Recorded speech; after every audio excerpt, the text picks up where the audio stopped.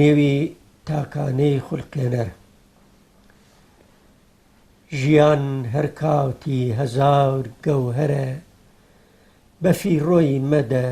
بەهرەی لێبەرە تێپەڕی لە تۆ ناویەتە دواوە پەشیمانوایی بۆت بێسەمەرە گەوهەری فەوتاو تۆ بە هەر شێوە بە ڕەنج و زەحمەت لە بۆت دێدەوە بەڵام ئەرژیان تێپەڕی لە تۆ بە هیچ قیمەتێ ناگەڕێتەوە. من محەممەد ڕەشیدی ئەمینی کوڕی عەلی لە وەڵامەگیەکانی نۆریاو لە ساڵی 1333 هەتاوی لە گوندی نۆریاوی سەر بە شارستانی پاوە هاتوومەتە دنیا. لە سەرەتای منداڵیەوە لە شیرینترین ئەوێنی خۆشەویستی کە ئامێزی دایکە من لەوەی بێبەش بووین و دایکمان فەوتی کرد هەر بەو مشکلات و گرفتاریەوە لەو دەورانەمانە تێپەڕی تا زەمانێکە بۆ یەکەمین جار قوتابخانەیان هاوردە ئەو گوندی ئێمەوە ئێمەش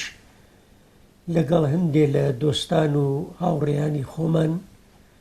چوینە قوتابخانە و مشکلاتی دەورانی خوێندنمان هەل لەو سەرەتاییەوە دەستی پێکرد. ئەوەی کە ئەڵێم مشکلات قاعدەتەن کەسێک کە لە ئامێزی دایکی خۆی نەبێ ئەو مشکلاتە زیاتر ئەوێ بەتایبەت ئەوەی کە یا بە قەوڵی فارسەکان نامادەری یا بە واتای خۆمان ئینسان لەژێر دەستی باوەژ نابێ باوەژنەکەیش ئەوە نەبێ کە زۆر نیسە منعی باوەژنان ناکەم زۆری لە باوەژنانمان هەیە لە دایکیش باشترن ئەما خۆ بەهەرحاڵ ئەو مەحبەتەی کە دایکەیەتی باوەژن نیەتی بۆ ئەولاد. ئێمە هەر لەو سەرەتاوە مشکلاتمان دەستی پێکرد قاعدەتەن وەختێک کە ئەچوونە مەکتەب و ئاهاتینەوە زیاتر نایەنەیەڵا ئێمە خەریکی خوێندنەوە و کتێب و ئەمانە بووین بەشیا بە شوێنی ئیش و کارەکانی ژیانە بۆیان ناوماڵە بۆیان و بە شوێنی ئەوانە هەنگاومان هەڵگەتایە کەمتر وەختی ئەومانە بوو کاتی ئەومانە بوو کە ئێمە خەریکی خوێندن بووین. هەتا حەزەکەم لێرە وەکو خاترەیە وەکو یاداوەریە بۆ ئەو بەڕێزانەی بۆ ئەو کەسانەی کە ئەمڕۆ خەریکی خوێندنن من شتێ بگێڕمەوە وەکو خاترەی دەورانی سەرەتایی خۆم. ساڵێکە لە کەلاسی 5 بۆ کەلاسی 6 قبول بووین لەو ساڵانە جریاناتی پێش هات کە 2 تمەن پارەیان ئەویست بۆ سەبتنان ئیتر منی سەر لە بیرم نییە ئەو 2 تمەنە هیچی بوو بۆچی بوو. قاعدەتەن من ماوەیە لە ئەوەی کەوتمە دوا چون باوکم وەکو کاریگەرێ لە شارستانی پاوە کاریە کرد هەرچی ئێوارە و ئاهاتۆ ئەموو باوکە پارەیان پێ نەدا ئەی ڕۆڵە نەوەڵادەی پاوەڕیان نەدا و منیش نەمەتوانی بچم سەبتنام بکەم بۆ کەلاسی 6. قاعدەتەن وەختێک کە مناڵەکان ئەچوین بۆ مەکتەب من نەمەتوانی لە ماڵا مەسەلەن دانیشم ئەڕوومە ناوی زەراعەتمان بۆ بۆیسانمان بوو ئەچینە ناوی زەراعەتەکە و لەوێ چاومەکەوت بە شوێنی مناڵەکان و دەستمە کرد بە گریان کە ئەوانە چون بۆ مەکتەب و من نەمەتوانی بچم تا ئەوەی تقریبەن ئێوارەیەکیانە باوکم هاتەوتی ڕۆڵەگیان بەیانی بچوو ئەو ئاوا هەڵکە با ئەم زەراعەتە پاییزە و ئاوێتری بدێرین کەمێت تووتن بوو تووتنەکەمان بڕی بوو ئەو تووتنە وەچی هاورد بووە بەشی خواردنی خۆمانی تیا بێ شتێکی وای نەبێ تا ئەوەی کە ئێمە ئەو ڕۆژەی کە باوکم فەرمی ئەمە لێماندا ڕۆژی دوایین ڕوون بۆ ئاو هەڵکردنەکە ئاوەکەی لە شوێنێکی زۆر دوورە بوو ڕۆژێکی پێ ئەچووتان و ئاوەمان باوردایە سەری کار. منیش مناڵ بووم و خۆلاسە توانایی ئەومە زۆر نەبوو بێڵێکم نییە بەشانە ڕوویمە سەری چاوگەکە ئەو ڕۆژانە قاعدەتەن حیواندار ئاهاتنەوە سەری چاوگەکە و جۆگە و ئاو شتیان زۆر وێرانە کرد من جۆگە ئاوێ بوو جۆگەکە زۆر وێران بوو خەریکم بنەوەنگەی ئاوەکە بۆسم هەرچی مەکرد نەمەتوانی عاقبەتی لەو بەرۆ پەچەڕانێ لەوێ بوو بچم لەو پەچەڕانە بەش شتێ پەیاکەم بێنمی مێقدارێ خاک بێرم بی کە مەسەری ئەم بنەوەنگە ئاوەکە هەڵوەسم دیوارێ بوو لە دیوارەکە کە چوومە سەر چێزانم دووتمەنیەکی کاغەزی داکەوتووە دووتمەنی سەرەتا من و مەزانی خۆم جارجارە و کارەمان نەکرد دووتمەنی ناوی کتێب و چت بوون پارە بوون ناوی کتێبە خۆمان هەڵمانە هاوردوتم ئەمە ئینی ناوی کتێبە مناڵ هەڵیان هاورد و وەختی تەواشای پشتەکەی چیم کرد نەخێر دووتمەنی ڕاست بوو دووتمەنێکی کاغەزی تقریبەن متەمایل بە سوور بوو من هەڵم گرت و چاوم کەوت بە دووتمەنیەکە کەوتمە بیری ئەوە کە من تقریبەن 10-12 ڕۆژە لە مەکتەب کەوتومەتە دوا بۆ ئەم پارە ئەمە خوا گەیانوێ بۆ من لەوێ هاتم بێڵەکەم فرەدا ژێری جۆگەکە و یاڵا بۆ گوندی نۆریا و دەستم کرد بە هەڕاکردن حتا پێڵاوەکانم ئەوەن شڕ بوون لەگەڵمان نەیە هاتن جێ ئەمان پێڵاوەکانم گرت بەم دەست و دووتمەنەکە لە ناوی ئەم دەستمان بە پێخاوس یاڵا بۆ مەکتەب هەرام کرد هەتا دەری مەکتەبەکە لەوێ پێڵاوەکانم کردە سەری پێمەوە کردمە پێ و چوومە ناو مامۆستاکە خەریک بوو دەرسیەوتەوە بە مناڵەکان لەسەر کەلاسا و منیش ڕووی وتم ئاغێ مدیر ئیجازە مامۆستاکەمان ئاوا سەیرێکی کردم و قاعدەتەن من لەو وەختا لە ناوی ئاو و هەرگ و جۆگە و ئەمانە بووم و لیباسی پیس و دڕیا و هارەقێکم کردووە مەعزەرەتم هەیستە لە ڕووی ئازیزان ئەمکانیە هارەق لەگەلی چڵک و ئەمانە ئامێتە بووێت و هاتووی نەختێ بە شێوەیەکین تەواشای کردی بەفەرما بەچە جان وتی فەرمووکە وتم هاتووم ناونووسی بکەم ئەوشتی ناونووسی چ وەختی کاکە یعنی مە 10-12 ڕۆژە مەکتەبمان داناوە دەرسە دەین و ناتوانم ناون من دەسم کرد بە گریان دەسم کرد بە گریان مامۆستا کەڵساوە دەسنیا سەرشانم و لە ناوی کڵاسەکە بردمێ دەروتی عیبە عیب من هاوڕێکانت ئینتەکەن و بۆچی ئەگریێ وتم وەڵا دەیتەوە فەرمووت ناونووسی ناکەم وتم نیژ ناڕەحەت بووم لەو شتە وتی دێ بۆ ناتووی ناونووسی بکەی وتم وەڵا دەی مناڵەکان و توێنە دووتمەنی گەرەک بۆ میش دووتمەنەکە بینەکە نەمان بووە لە ماڵای بێرمی ئیسەچە ڕوویم ئاو هەڵکەم ئەم دووتمەنوە ئەوەختە دووتمەنەکەم ئەوە باس کرد هەتا ئەوەنە تون بشاردووم جێگەی پەنجەم لەسەری نەکا کەوتبوو پارەکە ئەویش زۆر ناڕەحەت بوو مامۆستاکەمان ئینسانێکی باش بوو زۆر ناڕەحەت بوو نەختی هات و چووتی دەڕۆڵە گیان با تای لای خۆم من پارەکەم ئەدا هەتا هەر وەختێ بتان بایە وتم بەخوا دەی مناڵەکان وایان وتووە وتی باشە من کتێبەکەم نەهەناردون و ناونووسید ئەەکەم بە شەرتی من ناتوانم بگەڕێمە دووە ئەم دەرسەی وتومە بە شەرتی ئەمەی خۆت جوبرانی بکەیتەوە تایەرە وتم بەسەر چاوتۆ فقط ناونووسیم کە من خۆم ئەوەی ئەنجامەدەم بە هەر حاڵی مەی بردۆ سەری کلاس و ناونووسی کردن و هەر بۆ شێوە کتێبەکانی دا پێم و لەسەر کلاسەکە دانیشتم دەسم کرد بە تا نیمەڕۆ قاعدەتەن لەو ڕۆژانە ئێمە هەم سەل لە بەیانی بووین هەم نیمەڕۆ دووە ئەبێ بچوایەنە مەکتەب قاعدەتەن بۆ نانی نیوەڕۆ هاتین و هەر لە دوورۆ کە هاتمۆ نزیکی کەپر بوومۆ نزیکی ماڵەوە بووینەوە باوەژنەکەم وتی وەلی کوێ بووی مەگەر تۆ نەچووی ئاو هەڵکەی وتم بەڵێ وەڵا دەیچووم دووتمەنم دۆزیوەدە من ماوەیەکە بۆ دووتمەن بەگیر هاتووم دووتمەنم دۆزیوەتەوە لەسەر چاوگا هاتووم بردوومە ناونووسیم کردو ئەمە نەوی لە کتێبەکانم حتا دەسێ گەی کتێبەکانی فڕەدان تۆڕیدان و وتی ئەمە قەسە من بێت لە ماڵە چاو بخێنی بۆ کتێبەکانە خۆش لە کتێبەکانە ئارەدەم مەگەر باوکت نێوتۆ تۆش بردەمی و ئاوە تووڵێکی هەڵگر بە چێوێ هات بە قاچ و قولمە منیش هەر خەفەتی کتێبەکان بە خەفەتی ئێشی قاچ و قولم نەبوو خەفەتی کتێبەکانم بوو هەر ئەم تۆ با کتێبەکان جەم کەم ڕۆم ئاوەکەی شەڵەکەم نە تۆ بڕۆ هەر ئەیدا بە قاشمە کوڕێتری برام بوو ئەو لە من بچووکتر بوو لەو لای کەپرەکەەوە هات کتێبەکانی جەم کرد کتێبەکانی جەم کرد و کتێبەکەی جەم کرد من نەختێ ئەوەن بووم و ئەمە لەو لاوە بەڵێنم داوە بە مامۆسا کە من لە ماڵەوە کتێب یعنی دەرس جوبران بکەمەوە لەم لایچ بەڵێنمدا بە باوەژن من لە ماڵە شەرت بێ دەست نەدەم بە کتێب بەشە دێتەوە گەڵی من بڕۆمە مەدرسە بەم شێوە بە هەر حاڵ لێرە ئەمە ڕووی من ڕووم ئاوەکە مەڵ کرد شەوێ درەنگ دوانی وە ڕۆژ نەمتوانی بچمە مەکتەب درەنگێ باوکم هاتۆ دوای مەغریب و من ئاوەکەم گەیانە سەری کار و ڕوومۆ لای ماڵ و باوەژن من تووەزە قسەی کردووە بۆ باوکم و ئەم کوڕە گوێشن ناکە بۆ کاری ماڵ و خۆلاسە نەختێ باوکمی تووڕە کردویش نەختێت ناڕەحەت و لە دەستی من تی زوو ئەو چرامە ببێنە لەگەڵ ما ئاوە بابدێری منش ڕوویم ئاومان دێرا لەسەر وتی بۆچی لەگەڵ باوەژنتانە وتم دێ بابەگیان ماوەیەکە باوکچم دەروێشێکی فەقیر بوو ماوەیەکە من بۆ دووتمن بەگیر هاتووم ئەمڕۆ چوومەتە سەری چاوک ئەو دووتمنمە دۆزیوەتە ڕووم بە چوومەت ئیسفادەم کردووە ناونووسیم کردووە لە مەکتەبا و کتێبەکەم هاوردون هەتا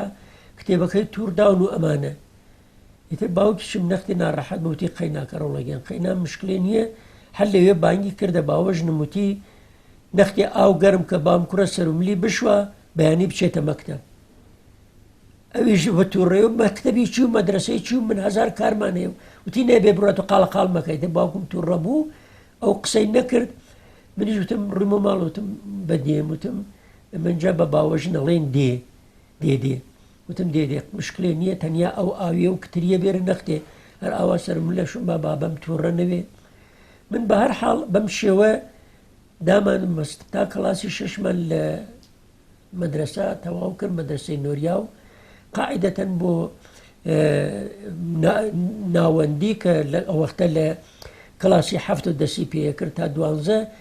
ئەبا قسمەتێکمان لە پاوە بخوێندا قسمەتی بچوێنە کرماشان یعنی لە کڵاسی نو بەولاوە بچوێنە کرماشان ئێمە قاعدەتەن نەماتوانێت تا بێنە پاوەی تر لە مشکلاتمان لە دەرس مقدارێ بڕیاین ئەمما ئەم بڕیانی منە لە مەدرسە نەبوو بە باعسی ئەوەی کە من دەست لە خوێندن بکێشم بە شێوەی بە قەوڵی مار و خۆمانێژن متەفەرقە یان ناوتەڵەبی ئازاد هەمیشە مەسەلەن ڕووی مەسەری ئیش و کار و خەریکی خوێندنەوەی ئەموو ئەچووم ئیمتحان مەدان و مەسەلەن تا نیهایەتەن ئێمە دیپلۆمێکی نیوە و ناتەواومان گرت بە هەر نەوعێ بوو.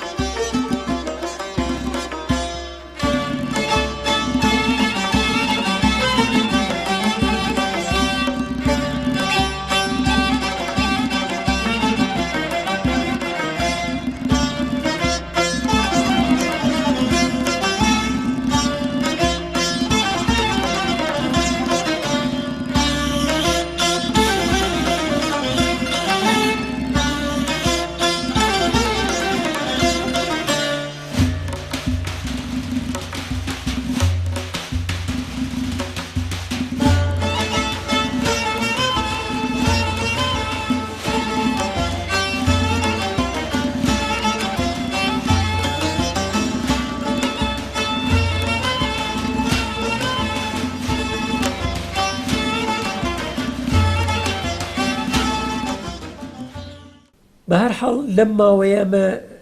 جریاناتی تایرە دوای ئەوە من حەل لەو دەورانی منداڵیۆ باتەوەجە بە مشکڵاتی لە نێو ماڵەوە بوومان بۆ ماوەیە زندگیم لێ تاڵ بوو قاعدەتەن تر ئەو دەورانە دەورانی بلوغی و دەورانی نۆجوانی و هەڵسا ماڵم بەجێ هێشت و ڕووم کردە کوردستانی عێراق ڕووینە کوردستانی عێراق و بۆ ماوەی 2-3 ساڵێ لە دەوری هەڵەبجا برایەکم لەوێ بوو تر قەبلەن 1-2 دەفعێ چووم بۆ لای چوومە لای براکەم و لەوێ دانیشتن مەسەلەن دەستمان کرد بە کارکردن بە کاسبیکردن و لەوێ کار و کاسبی ئەو ڕۆژێکە من لەوێ مەعزەرەتم هەیە ئەسپ و عەرەبانەیەکمان کرد و دەستم کرد بە کارکردن لەو دەورانایی تر دەورانی نۆجوانی بوو تازە پێگەیشتوم ئەم توانی تەوانایم بوو قاعدەتەن هەر ئەمەش بووە باعسی ئەوەی کە من زیاتر لەگەل خوێندنەوەی کوردی و نووسینەوەی کوردیا زیاتر ئاشنا بووم چون ئێمە لە ئێران لەو دەورانە ئەگەریج شتێک فێر بووین شتێکمان بۆ خوێنداویە شتێکمان بنووسایە لەو دەورانە بە شێوەی فارسی ئەمان نووسی چون خوێندنەوەوان خوێندنەی فارسی بوو کەمتر بە شێوەی کوردی ئەمانتوانی بەڵام ئەو دەورانە من لە تقریبا دەوروبەری هەڵەبجە بووم بووە بە باعیسی ئەوەی نەختی زیاتر لەگەلی کتێبانی کوردیە ئاشنا بووم لەگەلی خوێندنەوەی کوردیە لەگەڵی شاعرانی مەسەلەن کتێبانی وەکو مامەسا قانع وەکو مامەسا پیرەمێرد ئەو شاعرە گەورانە کە لەوێ بوون وەکو مامەسا مەولەوی ئەوانمە دەست ئەکەوتن و عەلاقەم بوو جا هەر لە دەورانی ئیبتدایی چۆن من هەر عەلاقەم بوو بە شێعرەتا یەکێ لەو شێعرانە هەر لەو دەورانی کڵاسی پێنج و شەشا کە وتومە حەزەکەم لێرە دوو بەیتیە لە پارچە شێعرێکە لە ساڵی 1345 دامناوە قەتع شێعرێک بوو کە لەو دەورانە بە شێوەی فارسی نووسی و ئەرزم کردن کە ئێمە لەو دەورانە زیاتر بە فارسی ئیمانەکردن نە بە کوردی بە گوشم نەغمەی بولبول کە دەهەد موژدەی بەهاور گویەت بوویە گوڵ ئامەد و فەسلێ باوغەبان بەهرێ کاور تۆرا بەزاڵتی لەم یەزەل قەسەم دەهەم ئەی باوغەبان خدمەتێ باوغ و گوڵت کون چزە ئەن ئامەد بوویە یار ئەم شێعرە شێعرێکە کە من لە دەورانی کلاسی پێنج و شەش وتومە قاعدەتەن شێعرێکی عروزیە من خۆ وەختە عروزم نەئەزانی ئەما با تەوەجۆ بە ئەوەی عەلاقەم بە مەسەلەی ئەدەبیات بوو شاعرانی فارسی متالعەیە کرد ئەم شێعرمە داناوە بە هەر حاڵ ئەو دەورانەیە کە لەو دیو بووم زیاتر لەگەڵی ئەدەبیات و شێعر و ئەمانە سەرۆکاریم پەیدا کرد و متالعەی باشمان ئەکرد لە شاعران و هەر ئەوەش بووە باعیسی ئەوەی کە من زیاتر بەرەو مەسایلی ئەدەبیاتی کوردی بگەڕێمەوە قاعدەتەن دوای ماوەیە لەو دیو بووم باوکم پەیخاوی بۆ هەناردەم وتی بیکە پیاوەتی بکە بێتەوە منیان بەگیر هاوردووە بۆ سەربازی قاعدەتەن دەورانی سەربازیم و لەو دەورانە منیان بەگیر هاوردووە بۆ سەربازیم و هەر ڕۆژ ئەم بۆنە ژاندارمری و بانگمەکەنە حەوزە و ئەمانە و بەش هەرچی کردگە بێتەوە ئیتر براکەیچم ئەو برامەکە لێوێ بوو لە من گەورەتر بوو وتی کاکە گیان بڕۆرەوە با باوکم عەزیەت نەکەن باوکم ڕیشی سپیە و ئەزیەتیەکەن و بۆ ئەوە ناشێت و تۆ بڕۆرە بەش سەربازیەکە تەواو بکەی دوای سەربازیەکە بە هەر حاڵ ڕابنان نییە دڵ و پێوتێتەوە دڵ و پێنەبوو لەو دی و ژیانە دەبێتە سەر بە هەر حاڵ ئێمە هاتینۆ لەو دی و کە گەڕاینەوە فامیلێکمان بوو لە نزیکی سنوور ڕوویمە ماڵی ئەوان لە هیروێ وتی کاکە گیان تۆ ئاوا مەچەرۆ پاوێ هەل لێرە با بچینە مەرزەبانی لە مەرزەبانی خود معرەفی کە چون نەویی لێرایتە قاعدەتەن 3-4 ساڵ نەوی لێر بچیتۆ پاوە لە ئێمکانی هەست زیاتر تووشی مشکل بی بە شێوەیەکە قانونی وارد بیتۆ ئێمەی لەوێ بردە مەرزەبانی ئەو لەوێ ئەو وەختە شۆرای دێوی ئەو ڕووستا بوو ئەو گوندە بوو بردمێ مەرزەبانی و لە مەرزەبانیان پەروەندەیەکیان بۆ دروست کردمەوە بە هەر حاڵ هەناردمیانە بۆ پاوە و پاوە قاعدەتەن بردمیانە دامیانە دەستی ساواکیتر بۆ ماوەیەکی توولانی من حاڵەتی بازداشتێ بووین لە ساواکە هەرچی ڕۆژ و ئاهاتن پرسوجویانە کرد سوئالیانە کرد لەکوێ بووی بۆچی ڕووی بۆ دی و کاکە گیان وەڵڵا من نە جریانێکی سیاسی بووە نە مشکلاتێکم بووە مشکلاتی خانەوادەگیم بووە چوومەتە ئەو دی و لەم هەڵەبجە و لەو ئەترافی هەڵەبجە و لەو ڕووستانە خەریکی ئیش و کار بوو بکارم بەکاری هیچ کەسێنەوە ئیتر بە هەر حاڵ ئەوان جریاناتی خۆیانە ئەو قسانە کە من کردومە ئیتر ئایا کەسانێکیان هەناردوون بەو دیوە و لەو دی و پرس و جویان کرد و دوای ماوەیە وتیان دێ باشە مشکلێ نییە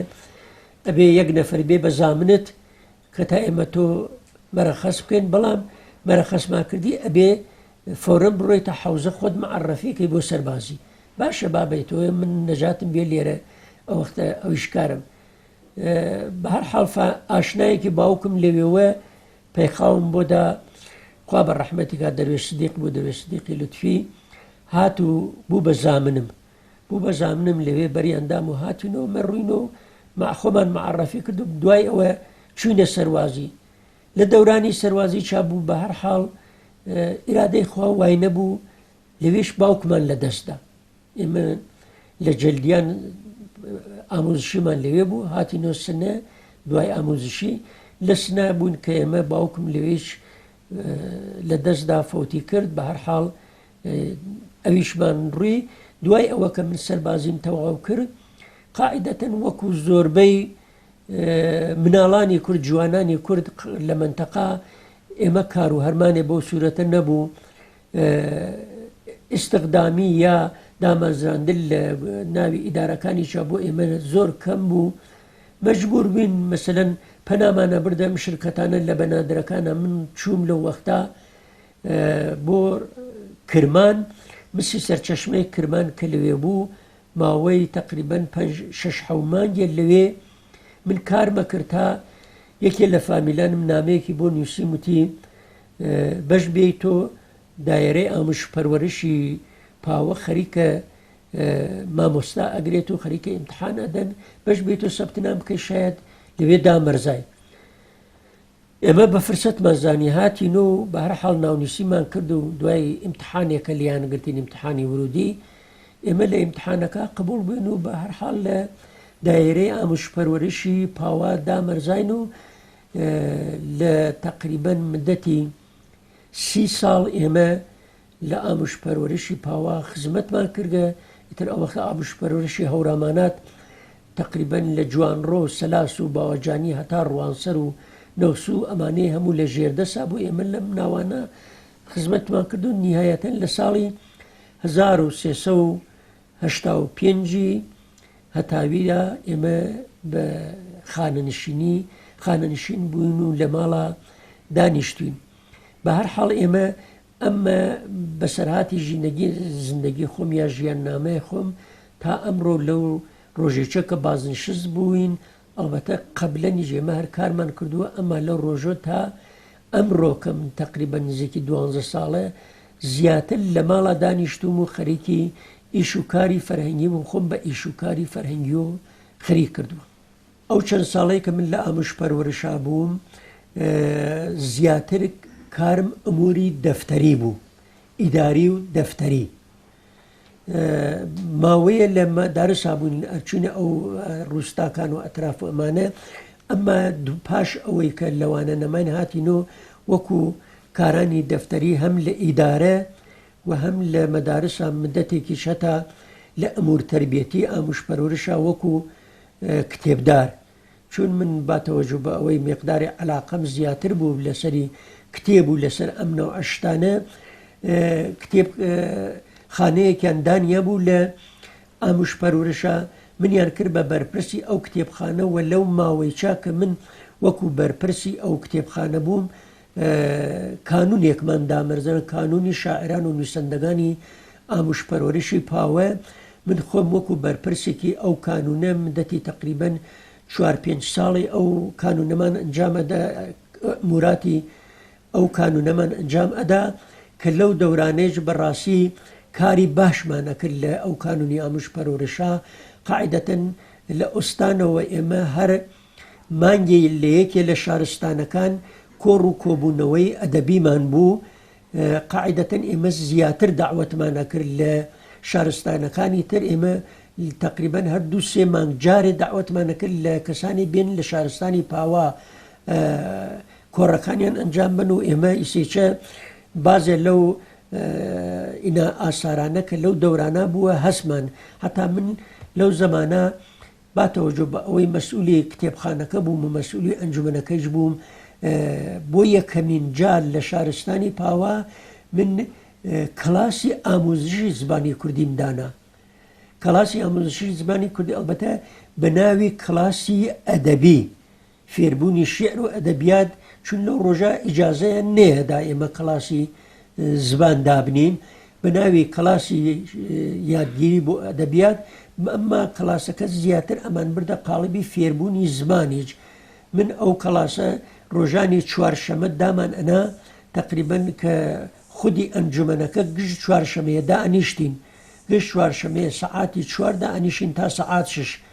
کلاسەکەمان خستووە بینی سەعاتی 2 تا سەعاتی 4 پێش کلاسی ئەسڵیەکە لەو وەختانە ئێمە جوانان و علاقەمەندانی زۆر نزیک بە 30-40 نەفەری ئاهاتن بۆ ئەو کەلاسە لەو کەلاسە دانیشتن فێری زمانی کوردی و ئەدەبیاتی کوردی و ئەمانە ئەبوون هەتا ئیستا ئێمە جەماعەتێ لەو عەزیزانەی کە ئەمڕۆ ئەلعانەکە قەڵام بەدەستن لە شارستانی پاوا و ئینسانانی باشن بەشێکن لە ئەو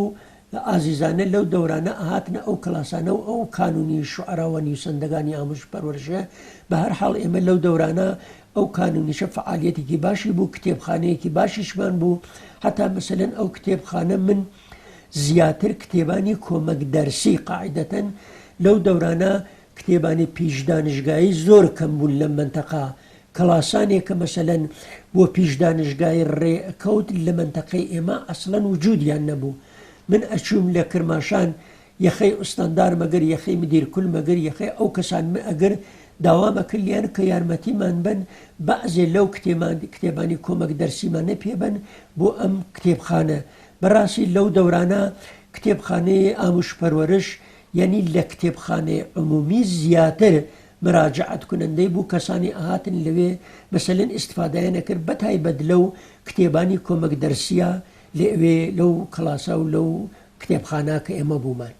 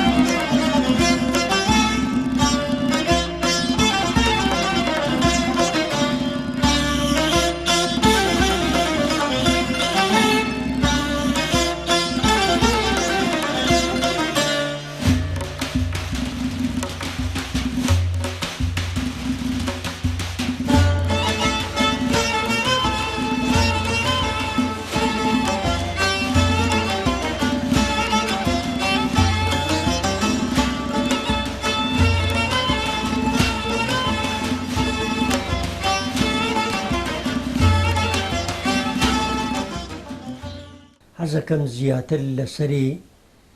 ئەو ئیش و کارانەی کە کردومانە لەو ماوەیەدا لە خزمەتی عەزیزان چەند دەیەقەیە مزاحمیان بوو ئێمە لە ساڵی 1365 ئەنجومەنێکی ئەدەبیمان لە شارستانی پاوا دامەرزان ئەگەرچی هەروە ئەرزمانکردن ئێمە هەر لە سەرەتای دەورانی ئیبتیدایی و عەلاقەمان لەگەڵ شیعر و ئەدەبا بوو بە شیعریش و دەستمان پێکرد ئەمما لەو دەورانە کە ئەو ئەنجومەنەمان دانا زیاتر کارەکانمان بە شێوەیەکی جەمعی دەستی پێکرد ئەو ئەنجومەنەیچە بە ڕێزانێک بوون وەکو کاک یوسفی ڕەسوڵابادی خوا بە ڕەحمەتی کاک غازی خەلیلی کاک مۆمنی یەزدان بەخش کەیسە چاهەز کاک باقی شەفیعی و جەماعەتێتر لە دۆستانمان ئێمە بوون لەو وەختانە کە ئیستا بازێکیان لە ناوی ئێمان نەماون و بە هەر حاڵ ئەو ئەنجومەنە بوو بە باعیسی ئەوەی کە ئێمە زیاتر پەیوەندیمان لەگەڵی شارستانەکانی تری حەل لە مەهاباد بگرە هەتا ئیلام لە مەناتقی کوردەواری ئەم دیەوە هەتا لەگەڵ ئەو دیویشە ئێمە زۆرێ لەو شاعرانەی کە لە جریاناتی مەسەلەی ڕەوی کوردستانی ئەو دیوڕەوی هەڵەبجە و ئەوانە کە هاتوون ئەم دیو لە شارستانی پاوا بوون ارتباطمان پەیا کرد و ئاهاتن ئەنجومەن هەتا ئێمە کتێبێکمان لە وەختی خۆیان بە ناوی خەزانی هەڵەبجە چاپ کرد ئەو کتێبە چەندانە شاعری کوردستانی ئەو دیویش لە ناوی ئەو کتێبە هەیە بە هەر حاڵ ئەو ئەنجومەنە بوو بە باعیسی ئەوەی ئێمە ئەو ارتباتە زیاتر بێت لە کۆڕ و کۆبوونەوە و کۆنگرە و هەمایشەکانی کولەن سەرانسەری ناوچەکانی کوردستانە بەشداری بکەین و بەشداریکردنیش قاعیدەتەن تەنها بە شیعر نەبوو بە شیعر و بە نووسین و بە مەقالە و بە ئەمانە و تار ئێمە بەشداریمان نەکرد قاعیدەتەن وەختێک کە ئینسان کار کێشایە مەسەلەی وتارنووسی احتیاجی بە متالعە و بە گەڕان بە شوێنە و بە چێوانێکی زیاتر هەیە ئێمەش هەر ئەوە بوو بە باعیسی ئەوەی زیاتر مەسەلەن بڕۆینە ناوی مەسایلی کاری تاقیقی و پژوهشی و ئەمانە و یەکێک لەو هۆکارانەیش کە من زیاتر خۆم پێوە خەریک کرد جەماوەری ئاساری گوزەشتەکان بوو کە ئەمن زیاتر لە نزیک بە 200 جلد کتێبی نوسخەی خەتیم جەماوەری کردووە بە شێوەی میکرۆفیلم بە شێوەی ئسکەن بە شێوەی کۆپی یا بە شێوەی ئەسڵی هەتا وەکو ئەم کتێبانەی کە ئیسە لە بەردەستا هەیە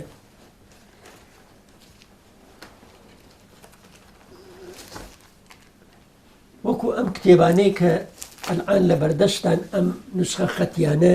ئێمە بووین بەبائینی ئەوەی کە ئەمانە زیاتر بێرین جەماوەریان بکەین و کاریان لەسەر بکەین و بیان نووسینەوە ئەمانە ئەکسەر نوسخانەی خەتین کە لە 200 تا 300 ساڵ لەمەوبەر نووسراون و بە ئەکسەریشیان تا ئیسۆ ئیش و کاریان لەسەر نەکراوە ئێمە هاتین بوون بە ئەم ئاسارامان جەماوەری کرد و تەنها بە جەماوەریکردنیشیان قەناعەتمان نەکرد یەکێ لەو کەسانێش کە بوو بە هۆکاری ئەوەی کە من بکەومە فکرەی ئەمەم بۆ بێتەوە بکەومە شوێنی ئەمانە تقریبەن مامۆستا حەمەمین هەورامانی بوو ماوەیە کە لێرە بوو لە شارستانی پاو لە خانەگا بوو لێرە ئێمە ئێرتباتمان بوو لەگەلیانە هەمیشە ئەچینە لای و خزمەتمانە کرد و ئەمان هاورد و بە هەر حاڵ ئەویش لەو ماوەیەدا وەکو کەسایەتیەکی نووسەرێکی باش وەکو شخصیەتێکی باش ئەکەوتە شوێنی ئەمانە من خۆشم ئەو شتانەیە کە ئەو دەستی ئەکەوتن من کوپیەکم لێ ئەگرتن یا نوسخەی بەرداریەکمە کردن و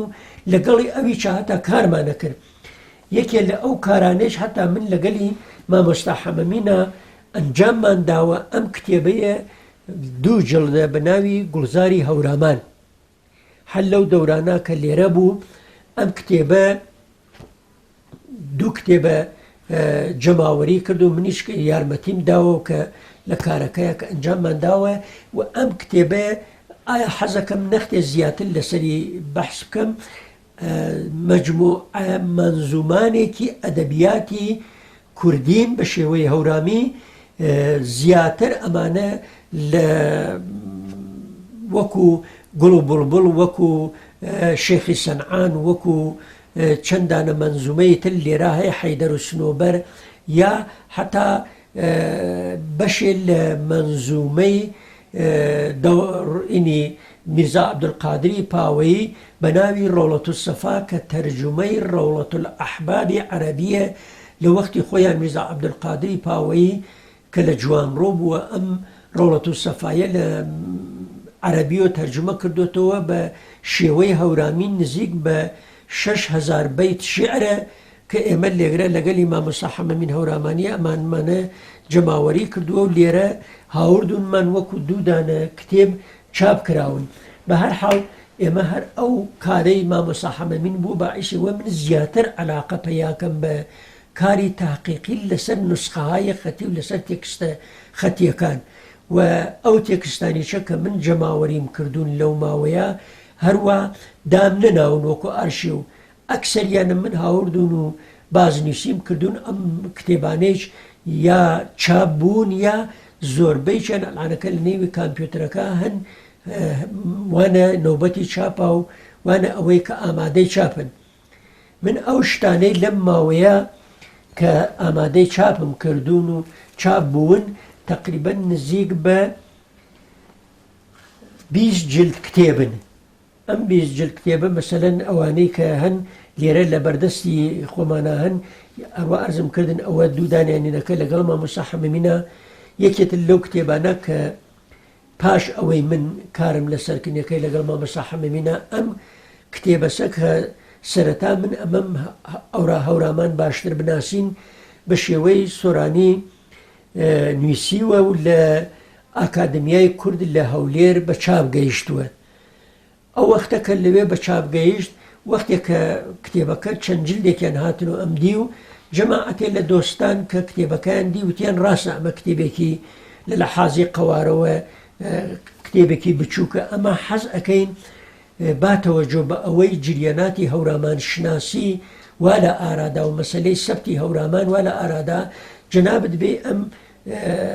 بی تەرجمەشی بکەیتەوە بە زبانی فارسی تا ئێمە بتوانین بە زبانی فارسیش بکەوێتە ناو و خلاصەین بێ. ئێمە هاتین مقدارێتر کارمان لەسەر کرد و تەرجمەمان کردو بە شێوەی فارسی. ئێمە ئەمەیشمان لە مەریوان بە تا تقریبەن 2 ساڵ لەمەوبەر چاپ کرد. ئەم کتێبەی زیاتر باسی جۆغرافیای ئەدەبی و جۆغرافیای سروشتی هەورامانەکە. جۆغرافیای ئەدەبی هەورامان ئەمەیە کە من ئیشەڵا لە بەرنامەی هەورامان شناسیە زیاتر لەسەر سەری بەحسەکەم ئەوانە تێڵمە بۆ ئەو دەورانەی ئیشەڵا من لەویا بەحسی لەسەر ئەو کتێبە زیاترەکەم. کتێبانێتر کە ئێمە دامانناون یەکێتر لەو کتێبانە ئەم کتێبەی خانای قوبادیە، کتێبێکە بە ناوی سولتان ئیبراهیم و نوشافرین. ئەو ئەزیزانەی کە ئاگاییان هەیە لەسەری ئاسارەکانی خانە ئەزانن خانای قوبادی زۆربەی ئاسارەکانی تەرجمەن یا وەرگێڕن خەمسەی نظامی گەنجەوی کولەن تەرجمە کردوونەتەوە بە شێوەی هەورامی. ئەمما ئەم ئاسارەی تەرجمە نییە، ئەم ئاسارەی هەر خۆڵقێنەری خۆی بووە. ئەمما شتەکە خۆی لە ناوی شێعرەکە ئاماژە بەوەی ئەکا کە ئەمەی وەکو ڕازێکی عامل لە ناوی مردما گرتوویەتی هاوردوێتی بەم شێوە خوڵقاندوێتی و کردوێتی بە ئاسارێکی تقریبەن یەکێک لە باشترین ئاسارەکانی خانای قوبادی کە من ئەمەم چاپ کرد و لە ئاینی انتشاراتی ئاراس لە هەولێر ئەمەی چاپ کرا تقریبەن ساڵی 2011. ساڵی 2011 ئەمەیش لە هەولێر ئێمە بە چاپمان گەیاند و هەتا یەکێ لە باشترین ئاسارەکانی خاناس و ئیسەیچە چەند دانە تا ئیستۆ تزی دانیشگایی لەسەر گیراوە. یەکێتر لەو کتێبانە کە ئێمە من خۆم بە ئەرکی سەرشانی خۆم زانی باتەوەجۆ بە ئەوەی کە من دانیشتوی شارستانی پاوەم و لە پاوادا ئەنیشم و یەکێ لە باشترین شاعرانی شارستانی پاوە میرزا عەبدولقادری پاوەیە. میرزا عەبدولقادری پاوەی هەروە لە کتێبەکەیە باسم کرد لە عینەکەی لەگەڵ مامۆستا حەمەمینە دوو کتێبی کاملی هەیە. یەکێ ئەو ڕۆڵەت و سەفایەیە کە ئەمە لەگەڵ مامۆستا حەمەمین لەو مەجموعەی دووجلدیە چاپمان کرد. یەکی ئەوە شعارێکی پەڕاکەندەی بوون تقریبەن من هاتووم ئەگەرچی ئێمە لە وەختی خۆیان ئەنجومەنی ئەدەبیماندانا ئەو دیوانی میرزا عەبدولقادرمانە جەماوەری کرد و لە وەختی خۆیان ئەو برادە لەگەڵ جەماعەتی لەو برادەرانە بە چاپ گەیشت. ئەمما ئەو چاپە زۆر ناتەواو بوو. وەختێک کە ئەمن ئەو ئاسارانمە دەستکەوت ئەو نسخە خەتیانمە دەستکەوتن ئێمە هاتین تەماشام کرد کە شعری میرزاولقاری زۆرمان هەیە ئێمە لە ناوی ئەو دیوانە قەبلیە نەمان هاوردووە. هاتم دەستم کرد بە جەماوەری دیوانی میرزا عەبدولقادری پاوەیی یەکەم جار لە مەڵبەندی ڕۆشنبیری هەورامان لە سلێمانی چاپمان کرد.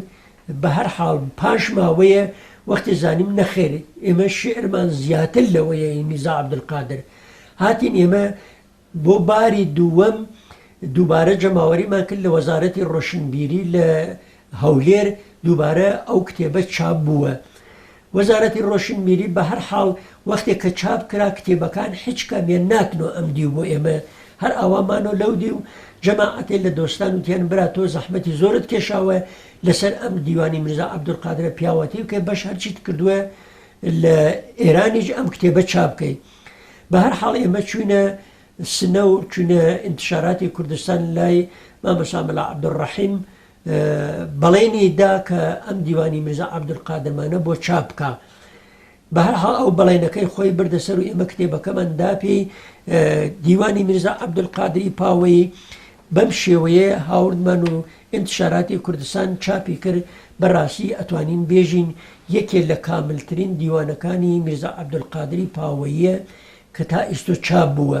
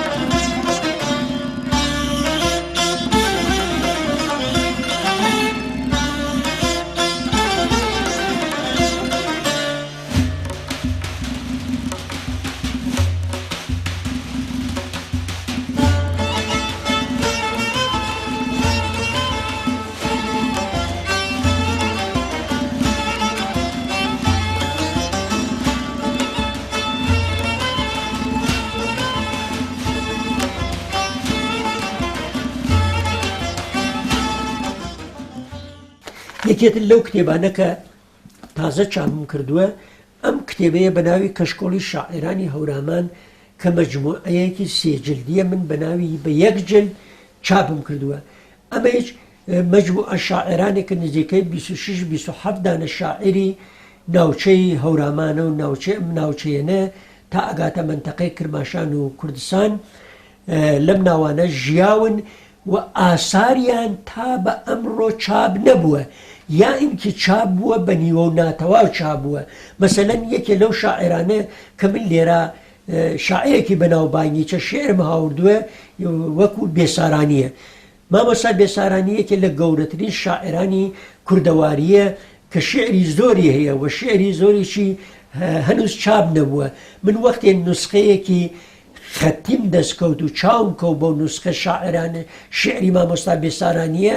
کە لە ناوی ئەو دیوانەکانە ناتووە بەوەی باشترم زانی کە لێرە بێنمی ئەگەرچی مامۆستا بێسارانی لەوەی گەورەترە بێ لە ناوی مەجموعەیەەکە ئەبێ وەکو شعری جیاواز شعری چاپ بکرێ. ئەمما حەیفم لێ هات یانی شاعرانی تریش هەن لێرە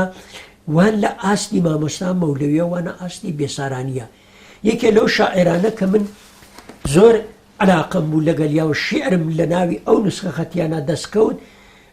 شاعرێکی پاوەیی بوو بە ناوی میرزا عەبدوڵڵای پاوەیی. میرزا عەبدوڵڵای پاوەیی بە ناوی مەحرومی یا غوربەتی دوو دانە تەخەلوسی بوون هەتا لە پاوا بووە مەحرومی بووە. وەختێ چووە بۆ سەرزەمینی عوسمانی لە وەختا چووە بۆ منتەقەی تورکیە خۆی بە غوربەتی داوەتە قەڵەم. ئەوە لە نامەیەکە بۆ میرزا عەبدولقادری پاوەیی ئەنووسێتر من چون خاکی غوربەت بوو بە نسیبم لێرەدا ئیتر لێرە لا من بە غوربەتی ناو بوون. مەحرومی هەر ئەو مەحرومیەسە وەختێ سێ بەیت شعر لەگەڵ دوو بەیتەکەی خانای قوبادیە لەسەر قولەی قەزاڵە ئەینووسێ بۆ مەولەوی ئەڵێ من ئەمەم نووسیوە لەسەر شعرەکەی خانە بزانە ئینەکەی من چۆن ئینەکەی خانە. مامۆستا مەولەویش ئەوەیە ینی ئەتوانین بێژین یەکەمین نەقدی شعر بە شێوەی شعری لە ناوی دیوانەکەیە هەیە نۆباوەی خەیاڵ مەحرومی دانا ڕەدیفێ لە دیب زەریفی خانە یاواوە دیڕەی کەمبینام ساوە جەنۆبینایی پێی دیەم یاوە لە بەم قەتعە شعرە ئەڵێ ئەگەرچی ئەو ئەسڵە و تۆ فەرع بەڵام لێرەدا فەرعەکە هەیەی بەسەری ئەسڵەکە یانی فەرعەکە یەکەی تۆ زیاترە لە ئینەکەی خانای قوبادی ئەوەن شعرەکەی قەویە. کاتێ ئەم شعرە نەقدەکەی بۆ ئەنووسێت و ئەهێنێرێتەوە بۆ مەحرومی دێ دووبارە بە پارچە شعرێتر جوای مامۆستا مەولەوی ئەداتەوە. ئازیزم ئەعجاز موسەوی دارا توڕەی عەنبەربار خاڵمشکە سارا بەیزای سەحفەی ڕووی دەستە مەولەوی نەوای ڕێزەی ڕاز سڵای عیسەوی نەشئەی نیگای ناز سەحەر گیان پەروەر توڕە چون ئەژدەر عەسای ئەژدەروەر تی ئابم شعرە پارچەیەکی باش ئەنووسێ و جوای مامۆستا مەولەوی داتەوە. بەڕاستی وەختێ تەواشەی ئەم پارچە شعرەکەین دەزانین ئاستی مامۆستا میرزا عەبدوڵڵایش لە سەتحێکی سەراوە. من حەزەکەم تەنها نوکتەیەکی لەسەر ئەم کتێبە کە بە ناوی داستانی گورگوڕێوی کە شعرێکی تەقریبەن مەنزومەیەکی تەنزاویە کە لێرەدا کابرایەک یەکێ لە شاعرانی منتەقەی کەنوڵە دایناوە لەگەڵ برادێک لەگەڵ برایەکی خۆمان هەیە لە کوردستانی عێراق بە ناوی کاروان عوسمان خەڵکی کەلارە ئێمە ئەم چەندانە کتێبەمان لەگەڵ ئەوە چاپ کردوون. ئەم منزومەیەکی تەنزاویە باوەڕم پێ بکەن من ینی وازانمە بۆ ئەمڕۆ دانراوە نزیکەی 250 ساڵ لەمەوە بەردانراوە ئەڵێ بۆ ئەمڕۆی وتووە. ینی من وتومە ئەگەر لە وەختی خۆیان ئەم منزومە چاپ وایە و تەرجمە بوایەوە بە زمانە خارجیەکان ئەمکانیە حتا یەکێ لە جایزەکانی گەورەترین جایزەی ئەدەبی وەربگرتایە. ئەوەنە شتێکی باشە. بە هەر حاڵ ئەمە بەحسەکە زۆرە لەسەر ئەم کتێبانە و لەسەر ئەو ئاسارانە من ئاساری زۆرتریشم هەیە ئەلعانزی هەروە کەوتم نزیکەی 22 دانەیتر ئاسار هەیە لە ناوی کامپیوتەرەکە وجودیان هەیە کە ئیشەڵا ڕۆژێتە بتوانین ئەوانی بکەونە ناوی کتێبخانەی کوردی و کتێبخانەی کوردیان پێ دەوڵەمەند بکەین. بە هەر حاڵ ئەم بەشەی چەتیری نەکۆتایی ئیشەڵا لە بەشی دوایینەوەی نەخزمەتە.